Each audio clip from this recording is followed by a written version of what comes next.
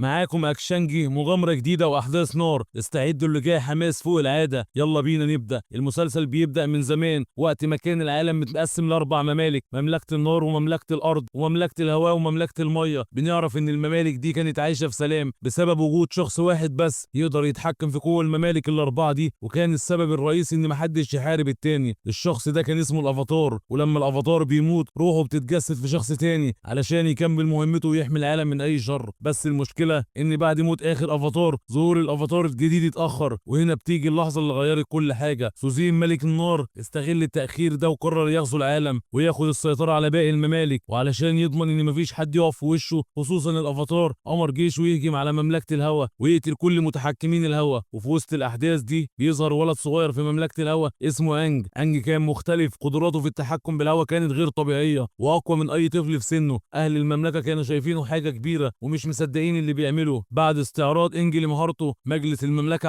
عقد اجتماع طارئ لما سمعوا ان سوزين بيجهز للهجوم. رئيس المجلس قال لازم المعلم جيسو يقول لانجي ان هو الافاتار، بس جيسو كان شايف ان انجي لسه طفل ومش جاهز يتحمل المسؤوليه دي، لكن الوقت كان بيجري ومفيش فرصه للتاجيل. في الاخر جيسو اضطر يواجه انجي بالحقيقه: انت الافاتار الوحيد اللي يقدر يتحكم في العناصر الاربعه والعالم كله مستنيك تحميه. انجي اتصدم ورفض وقال انا مش عايز القوه دي ولا عايز يكون سبب في اي معركه. بس جيتسو حاول يهديه وقال له انت مصيرك انك تجيب العدل وتنشر الخير. الليل جه وينجي معرفش ينام من كتر التفكير والخوف انه يفشل. ركب البيسون الطاير بتاعه ابا وطار بايده وهو مش عارف يعمل ايه. وفي نفس الوقت سوزين كان بيجهز جيشه واستعد لغزو مملكه الهواء. جيتسو خبى الاطفال في المعبد وفضل يدور على انجي لكنه ما لقاهوش. في لحظات قليله الجيش هاجم المملكه بكل قوته رغم شجاعه اهل المملكه، لكن سوزين كان اقوى وقتل الكل بلا رحمه. الجنود دخلوا المعبد وجيتسو واجههم بكل شجاعه لكنه اتغلب قدام قوه سوزين الكاسحه. وفي الناحيه الثانيه انجي وقع بعاصفه قويه وهو راكب ابا واترمى في قلب المحيط. عدى 100 سنه وفي قبيله المياه الجنوبيه بنت اسمها كتاره بتحاول تتحكم في قدرتها على تحريك الميه لكنها بتفشل. اخوها سوكا كان معاها وبيحذرها من خطوره مملكه النار اللي بتقتل اي حد عنده قدرات مائيه. وفجاه الجبل اللي جنبهم بيهتز وانفجار ضخم بيشق السماء وبيطلع منه شعاع نور رهيب، ومن قلب الجبل بيظهر انج جسمه كله منور والهاله حوالينه قويه، وبعدها بيقع على الارض مغمى عليه. الامير زوكو حفيد الملك سوزين وابن الملك الحالي وزاي كان راكب سفينته وسط البحر. زوكو بقاله 3 سنين بيدور على الافاتار علشان يقبض عليه ويثبت لابوه انه يستحق يحكم مملكه النار. واول ما شاف شعاع النور اللي طالع من الجبل فهم على طول ان الافاتار رجع. في نفس الوقت سوكا وكتارا خدوا انج معاهم ورجعوا على قريتهم. هناك جدتهم جيران شافته وعرفت انه من مملكه الهواء. كانت مصدومه انه لسه عايش بعد كل السنين دي وانه كان متجمد في التلج. انج لما فاق طار في الهواء وهو بينادي على ابا. سوكا وكتارا كانوا مسؤولين ومش مصدقين اللي بيشوفوه، وبعد لحظات ابا وصل. انج اتجمع معاه فرحان وقدم ابا لسوكا وكتارا. جيران حكت لانج ان مملكه الهواء اتدمرت بالكامل من 100 سنه، وده حصل بسبب ان الافاتار هرب وساب شعبه يواجه سوزين لوحدهم. انج اتصدم واتاثر جامد وعزل نفسه حزين عن اللي حصل. كتارا قربت منه وحكت له عن حزنها هي كمان. من 3 سنين جنود مملكه النار هجموا على قريتها وقتلوا ناس كتير ومنهم والدتها، وابوها ساعتها ساب القريه مع مجموعه محاربين علشان يحاربوا جنود النار ومرجعش. كتارا خدت انج لمكان بعيد وهناك انج اكتشف انها الوحيده في القريه اللي عندها قدره تحريك الميه لكنها مش قادره تتحكم فيها كويس، فقرر يعلمها. انج بدا يدرب كتارا بنفسه وبالفعل قدرت تتعلم تحكمها في الميه وكانت فرحانه جدا. وفجاه سفينه روكو ظهرت وقربت من القريه. كتارا وانج رجعوا بسرعه يحذروا سوكا، وسوكا امر كل اهل القريه يجهزوا اسلحتهم استعدادا لاي هجوم. كتارا كانت مستغربه ليه مملكه النار بتهجم عليهم. جران قالت لها ان السبب هو انج لانه الافاتار. لما زوكو وصل وقف قدام اهل القريه وكل تهديد سلموا الافاتار والا هدمر القريه. سوكا كان ناوي يسلم انج لحمايه القريه لكن كتارا وقفته واقنعته ان انج هو املهم الوحيد ضد ظلم مملكه النار. في اللحظه دي سوكا بيتحدى زوكو في مبارزه قائد ضد قائد علشان يحددوا مصير القريه. زوكو بيقبل التحدي والمواجهه بتبدا. زوكو بيتغلب على سوكا بسرعه وبيوقعه على الارض وبيستعد يقتله، لكن قبل ما يلحق يضرب الضربه القاضيه انج بيتدخل وبينقذ سوكا وبيقعد بكل شجاعه قدام زوكو وجنوده. انج بيطلب منهم يمشوا فورا لكن زوكو ورجالته بيهجموا عليه، لكن زوكو بيأمر جنوده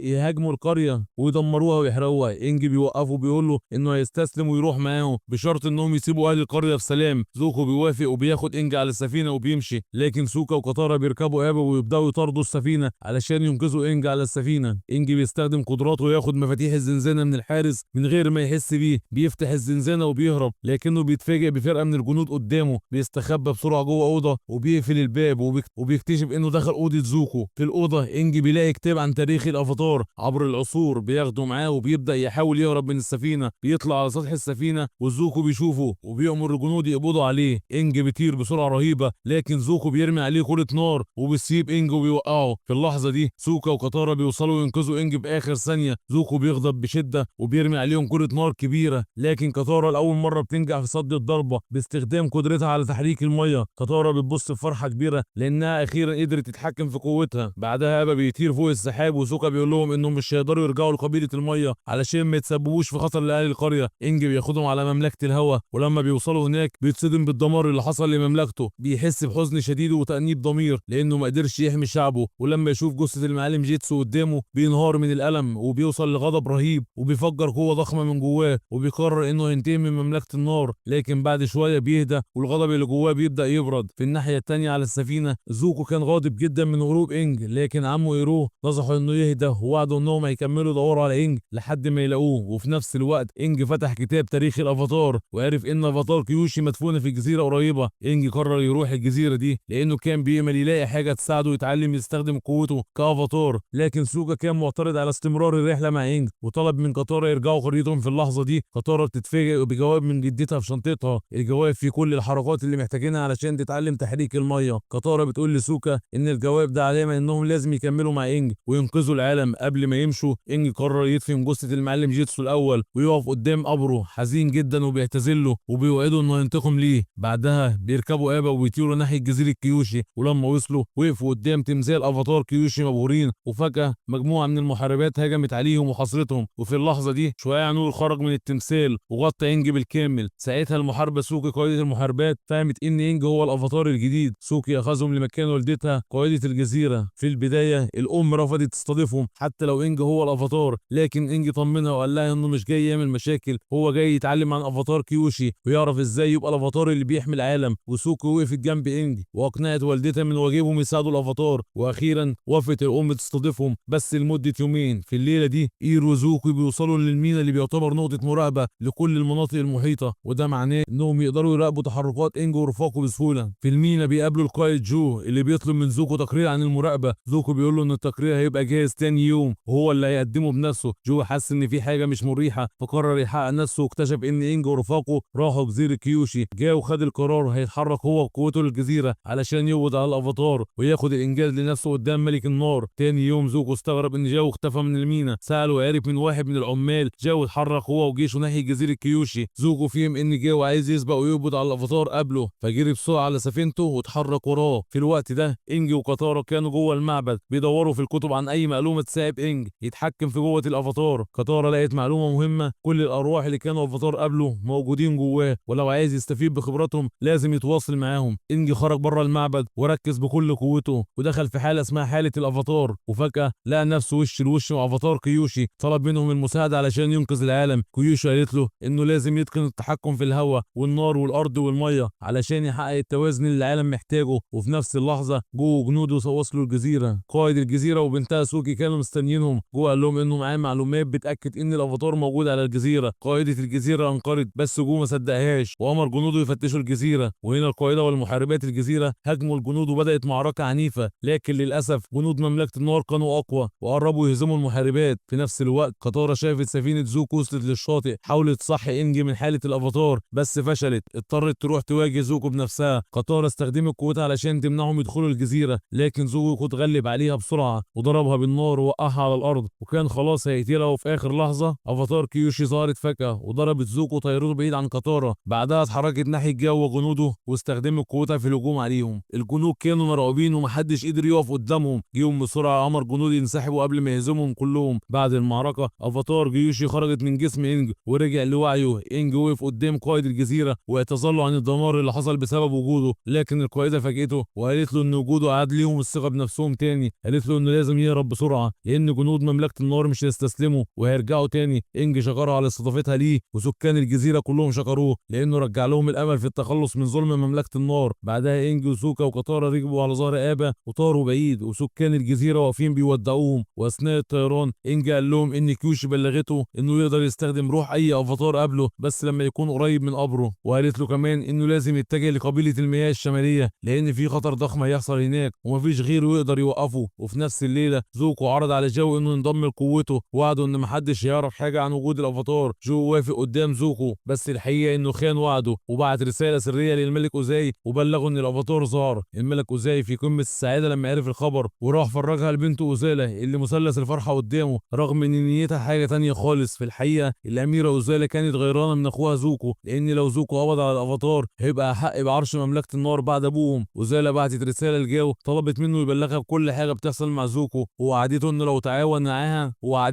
تعاون معاها هتديله منصب كبير في المملكه. وفي الوقت ده انج وسوكا وكاتارا كانوا بيطيروا وشافوا قدامهم مدينه اسمها اوماشو عاصمه مملكه الارض. انج قرر يزور المدينه لانها جميله قوي وكان بيروحها زمان مع معلمه الجيتسو، بس اول ما قربوا منها اكتشفوا ان الحراس مش بيدخلوا اي غرباء. في اللحظه دي صادفوا ولد من سكان المدينه اسمه جيتسو قرر يساعدهم، ادالهم هدوم تشبه لبس اهل المدينه وخلاهم يركبوا معاه في العربيه بتاعته، وقدرت المجموعه تدخل من بوابه المدينه. اول ما دخلوا انج لمح شخص بيطير في السماء، اتحمس جدا وافتكر انه واحد من جماعه الهواء، جري وراه وهو فرحان حاسس ان اخيرا لقى حد من شعبه. بس لما قرب اكتشف انه ولد اسمه تاي بيستخدم جهاز طيران من تصميم والده، وقبل ما انج يتعرف عليه كويس حصل انفجار ضخم ودخان مالي المكان. انج استخدم تحكمه في الهواء علشان ينظف الدخان، وكاتارا ساعدته بالميه علشان تطفي النار. في اللحظه دي والد تاو جه وشكرهم لانهم انقذوا ابنه وخدهم بيته. هناك عرفوا انه ميكانيكي وهو اللي صمم لتاو جهاز الطيران. بس انج اتفاجئ لما عرف ان الانفجار ده حصل بسبب جواسيس من مملكه النار اتسللوا جوه المدينه. رغم الحراسه المشدده الجواسيس كانوا بيخربوا في المدينه علشان يجبروا الناس يستسلموا. انج قرر يساعد المدينه وكشف عن هوايته الحقيقيه ان هو الافاتار. طلب يعرف فين الجواسيس مستخبيين، لكن والد تاو رفض خوف على نفسه وعلى ابنه، خصوصا بعد ما فقد مراته بسبب الحرب. في اللحظه دي تاو قرر يساعد انج من ورا ابوه، وركبوا الجلادير واتجهوا الجبل فيه كهف سري. هناك لقوا المتفجرات اللي بيستخدمها الجواسيس، لكن المفاجاه اكبر انه اكتشف شنطه كانت مع جيتو اللي ساعدهم يدخلوا المدينه، وعرف وقتها ان جيتو هو اللي كان ورا التفجيرات دي كلها. في الناحيه الثانيه جو بلغ روكو ان تحقيقاته كشفت ان انج ورفاقه موجودين في اوماشو. زوكو قرر ياخد عمه يروه ويتجه على طول المدينه القبض على انج، ورفض ياخد جو معاه لانه مش واثق فيه. جوه المدينه كاتارا شافت والد تيو وهو بيسلم رساله لواحد من جواسيس مملكه النار، حاولت تمشي وراه لكن فجاه جيتو ظهر وشدها على جنب وقال لها تستخبى. خدها معاه وقال لها انها لازم يلحقوا الجواسيس ويوقفوهم قبل ما يسلموا الرساله. وفعلا تبعوا الجاسوس لحد ما فهم انهم بيراقبوه، وفجاه نصب لهم فخ مع مجموعه من زمايله وحصلت معركه شرسه. لكن فجاه رجال جيتو الحقيقيين ظهروا وقلبوا المعركه لصالحهم، هزموا الجواسيس ووقعوهم كلهم فاقدين الوعي. بعد المعركه جيتو خد كاتارا لمكان سري وسط الغابه، وهناك كشف لها انه قائد لمجموعه من المحاربين السريين، وعرفت كاتارا ان كلهم ناس فقدوا عائلاتهم في حرب مملكه النار، وانهم بيحموا المدينه ومملكه الارض كلها، لان ملك مملكه الارض ضعيف ومش قادر يحمي شعبه. في اللحظه دي انج وصل لبيت والد تاو وقال لسوكا ان جيتو هو اللي مسؤول عن التفجيرات اللي بتحصل في المدينه. بعدها كاتارا وصلت وقالت لهم انها اكتشفت ان والد تاو بيشتغل جاسوس مع مملكه النار، بس سوكا وضح لها الحقيقه والد تاو مش جاسوس، هو بيبعت معلومات كاذبه لمملكه النار عن الاسلحه اللي بيصممها للجيش بتاع مملكه الارض، وكشف لها كمان سلاح جديد وكان رايح يسلمه للملك. وساعتها قال لها ان جيتو ورا التفجيرات اللي بتقتل ناس ابرياء في المدينه، لكن كاتارا ما صدقهوش وسابت البيت وراحت تقابل جيتو علشان تحذر ان والد تيو راح يسلم السلاح للملك. وهنا كانت الصدمه، جيتو قال لها تمشي من المكان بسرعه لان انفجار كبير هيحصل دلوقتي. كاتارا شافت قدام عينيها رجال جيتو يبدلوا شنطه والد تيو بشنطه فيها متفجرات. كاتارا كانت مصدومه وصرخت فيه في ناس ابرياء هيموتوا، لكن جيتو قال لها ببرود دي ضريبه الحريه اللي لازم ندفعها. كاتارا فهمت انها اتخدعت فيه وسابته ومشيت. وفي اللحظه دي روك اللي كان وصل مع عمه ايرو للمدينه لمحها وقرر يتبعها علشان يوصل لمكان لإنج. كاتارا وصلت لإنج وسوكا وحكت لهم عن اللي حصل، خرجوا بسرعه ينقذوا والد تايو، بس يتفاجئوا ان زوكو واقف قدامهم. إنج قال لسوكا وكاتارا يكملوا مهمتهم وهو يتولى مواجهه زوكو، وبدات معركه عنيفه بين إنج وزوكو. في نفس الوقت كاتارا وزوكو وجيتو اتجهوا بسرعه ناحيه الملك. الملك كان خلاص هيشوف واحد من رجال جيتو بيجهز سهم ناري يضربه على شنطه والد تيو علشان يفجرها، بس في اخر لحظه كاتارا استخدمت قدرتها على تحريك الميه وطفت النار قبل ما السهم يوصل، وبكده انقذوا والد تيو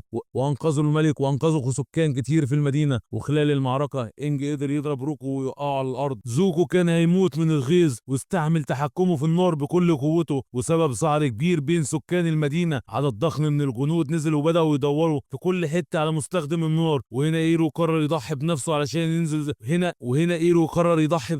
علشان ينقذ زوكو استخدم تحكمه في النار علشان يشتت انتباه الجنود ويدي زوكو فرصة يهرب. ايرو اتقبض عليه وزوكو هرب من المدينة. في الوقت ده انج استعمل قوته علشان يطفي النار اللي عملها زوكو، لكنه اتصدم لما لقى الجنود كمان بيهاجموه. كاتارا جريت بسرعة على بيت ساي وقالت لسوكا ان الجنود اخدوا انج وحبسوه في السجن الملكي. سوكا طلب من ساي يدور على طريقة يتسللوا بيها جوه السجن. ساي قال لهم ان في انفاق قديمة تحت الارض ممكن توصلهم، بس خطيرة وممكن تنهار عليهم. كاتارا اصرت ما عندناش اختيار تاني. تاني يوم سوكا وكاتارا انطلقوا علشان ينقذوا انج، وفي نفس الوقت ايرو انتقل لمعسكر عمل سري وسط الغابة. اما انج عرف ان الملك عايز يقابله شخصيا، وكانت المفاجأة الملك اللي قابله كان بومي واللي لسه عايش رغم انه فوق ال100 سنة. بومي قال له انه حافظ على صحته بنظام اكل خاص وتمارين مستمرة، بس بومي كان زعلان من انج ووبخه لانه ساب شعبه يواجه الموت لوحده. وعلشان يختبره بومي حط انج في اختبار صعب، رماه بصخرة ضخمة، لكن انج استعمل قدرته ومنع الصخرة تضربه. وفجأة بومي رمى صخرة تانية على نفسه. انج بسرعة حول طاقته وانقذ بومي من الاصابة. بومي قال له بمنتهى الجدية لو عايز تنقذ العالم بجد لازم تكون قوي ولازم تكون مستعد تضحي باصحابك. لكن انج رفض الفكرة دي بكل قوة واكد له انه عمره ما هيضحي باصحابه. وفي نفس الوقت زوكو وصل لمعسكر ايرو وهجم على الجنود علشان ينقذ عمه. بقت معركة كبيرة بينهم وقدروا يهربوا رغم ان ايرو اتصاب، وزوكو سند عمه وهربوا مع بعض من جديد. انجي كان بيحاول بكل قوته يوقف الصخور اللي بتحاصرهم وكان خلاص هينهاروا. فجأة سوكا وكاتارا وصلوا انقذوا انجو وبومي من تحت الركام. بومي بص لانجو وقال له انت بتعتمد على اصحابك زيادة عن اللزوم، المفترض تعتمد على نفسك. لكن انج اصر مفيش حد يقدر ينقذ العالم لوحده، احنا محتاجين بعض. انج رجع لبومي التمثال الصغير اللي كان اخده منه زمان، وبومي فهم وقتها ان قوة الصداقة هي اللي هتساعد انج ينقذ العالم. بومي ودعهم واتمنى لهم التوفيق في رحلتهم، واثناء كلامهم جندي جري على بومي وقال له ان قوات مملكة النار بيستعدوا للهجوم. انج قرر يساعد في الحرب، لكن بومي طمنه وقال له مفيش داعي احنا جاهزين، وكل ده بفضل ساي اللي خدع جواسيس مملكة النار طول الفترة اللي فاتت. بالليل زوكو وايرو ركبوا قارب صغير ورجعوا لسفينتهم في البحر. زوكو وهو في البحر لمح عقابة بيطير في السماء وعرف ان انج رايح لمكان تاني.